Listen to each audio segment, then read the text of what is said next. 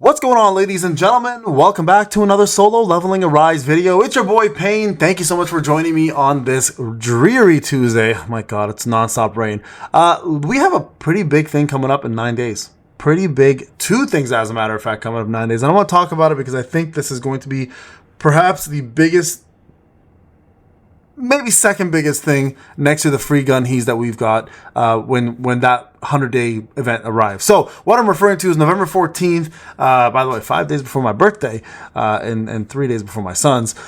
We have ourselves the artifact crafting event, which everyone should be psyched about because that is going to help you guys get the perfect pieces, hopefully, of artifacts to also help you guys beat normal or hard mode Baron, wherever you're stuck on.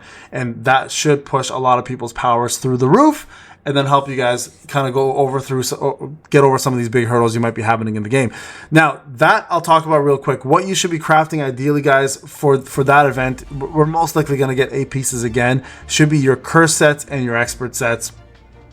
And remember, expert, and I want to make this absolutely clear, expert set only applies to attack units. I've noticed when I've been doing a lot of account reviews, and people have been sharing their screens and showing me what they've been doing. They've been placing expert sets on units like Charlotte. Guys, Charlotte scales off defense. Attack does nothing for her. So remember, your goal is to build your main DPS. So for example, if Charlotte is your main DPS, then you're going to want to go 8-piece curse set. If you're going to do it for Mireille, you want to go 4-piece curse, 4-piece expert, and etc, etc, etc. So please, when you are building these pieces, remember, expert only applies to attack scaling units. And I want to make that absolutely clear because I've seen so many people make that mistake and I've been having to go in and make the adjustments. Speaking of which, we'll be doing more account reviews very, very soon. Now, more importantly, it's hard to even say more importantly because they're both such good events.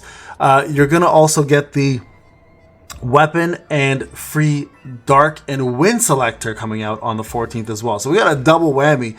Now, I want to go through this. This is very, very important, okay?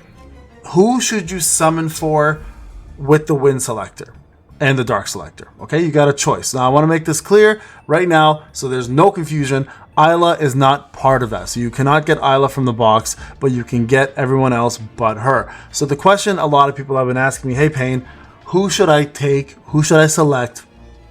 I'm going to do a little bit of a breakdown for you guys, okay? So we're going to start off with the two best options, Mireille and Charlotte.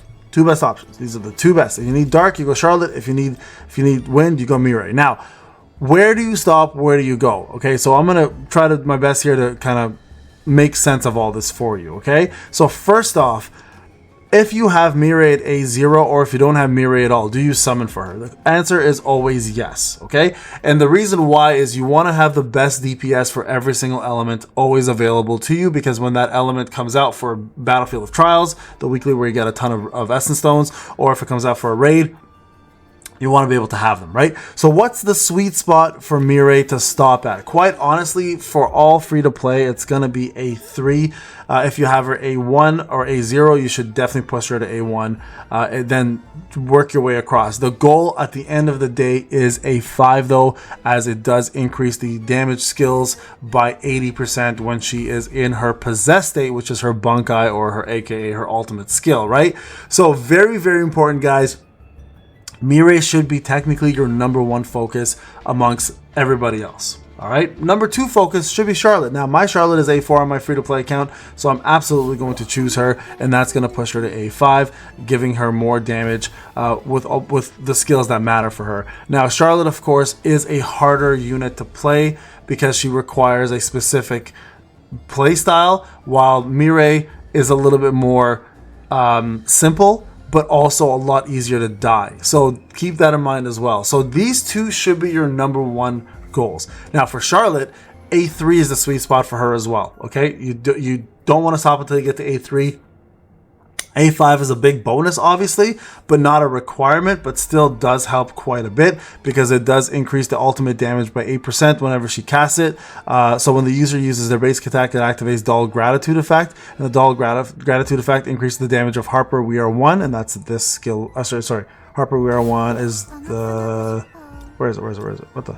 This one right here. Yeah, that's the skill after A3. Okay, that's what it's called. So it goes from take this to Harper We Are One, and you can tell this by right here. Take this changes to Harper We Are One, so it changes her ultimate into doing more damage. It can stack up to 15 times by 8%. Do the math. It's pretty crazy. So her ultimate will do way more damage. So not only are you getting the 70% increase here and changing the ultimate to the new one, but with the A5 you're also increasing it by 8% every single time, up to 15 stacks worth of 8%. So it's insane. She ends up becoming the best burst damage dealing unit in the game. Burst damage, of course, is how quickly you can send out massive amounts of damage in a short span of time. But Mirai overall is still the better DPS. So just keep that in mind. Between the two of them, you're going to go there. Now, let's just say, for the sake of, hey, I've got both at A5, Payne, I don't want to go for A10. That's fine. You don't have to. Who are the next two best options? Well, the next best option is going to be Harper. Quite honestly, it's going to be Harper. Harper will be the next best option, as you are going to get the best, I would say, second best breaker in the game, and one that currently will help you advance in the WOBL sector by a lot, because quite honestly, she has the best second skill of the game for breakers, and that is an almighty break as a breaker. So make sure you go for her next if you are going to go for any other unit. After Harper, it's going to be SM Beck. SM Beck, actually, after doing testing at A5 specifically, is matching up damage wise to Charlotte, especially when AI plays it. When manual play, it depends on the player, right? It depends on. I feel like Charlotte can still do more burst damage overall, but he will do more sustainable damage over time.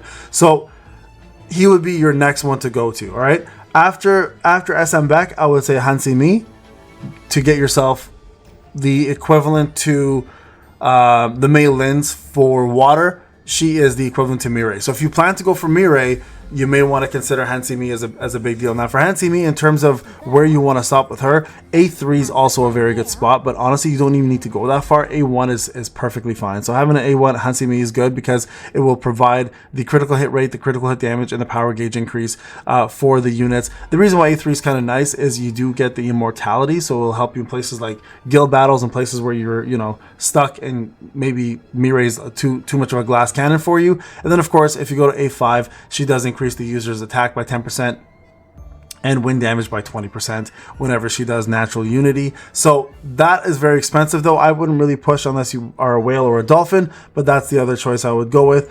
And then I think the last dark unit here I would probably consider is going to be Libora, because Libora does do quite a bit in regards to debuffing.